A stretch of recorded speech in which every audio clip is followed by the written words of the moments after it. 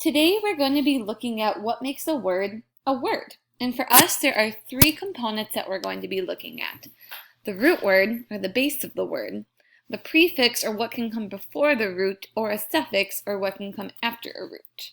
These are the three components that we are going to focus on. So, a root word is a basic word that can be changed by adding any prefix or any suffix. It is our base word, the word that we start out with.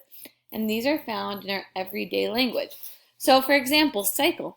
Cycle is a Greek word for circle. So when we add the prefix by, which means two, we are saying that there's two circles, or on a bicycle, two wheels. Action is the Latin word for do. So you can change action or acted or actor and make all of these things by adding a suffix to suffix to it, Hypno is the Greek word for sleep. So if you have a hypnosis or hypnotist, typically they're putting you to sleep. Now, one thing that's interesting is you have words that are played on this. So for example, the Pokemon Drowsy, pictured here, is spelt like this but pronounced drowsy, means sleepy.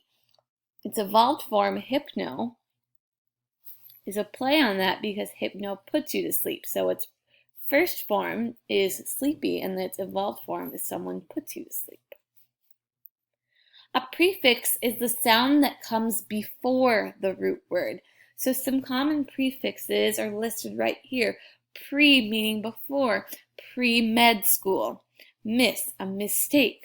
Re, retake, do again, or not, unsure. You add your prefix before your root to make one concise word. Again, some more common prefixes: anti, against, de, removal or separation, dis, the opposite of, en, within, for, before, im or in, to implant or intake, and then pre, to do something before. And here's some great examples of words. A suffix, on the other hand, is the sound that comes after the root word.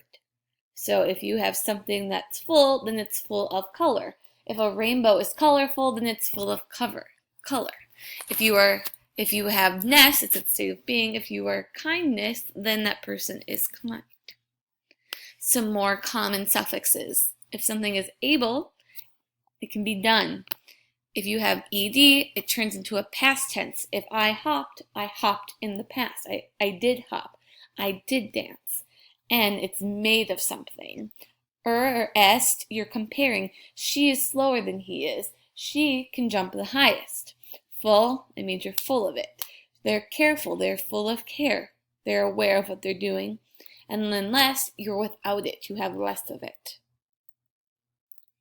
The structure of a word is very simple. Word parts are like a puzzle. You have your root word, always the base, always the middle. From there, you can add your prefixes and you can add your suffixes, and you can have really any combination of.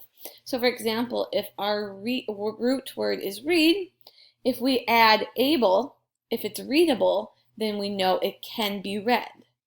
But if we add this prefix of un, then we know it cannot be read. Do you need all three? Not always. You can have just your root word, you can have your root and your suffix, or you can have a root and a prefix, or you can have all three. Any combination can work. Some words are just root, some words are just root and prefix, some are just suffix and root, and some are all three. You're never going to just have a prefix and a suffix though. You need the root because it ties all three together.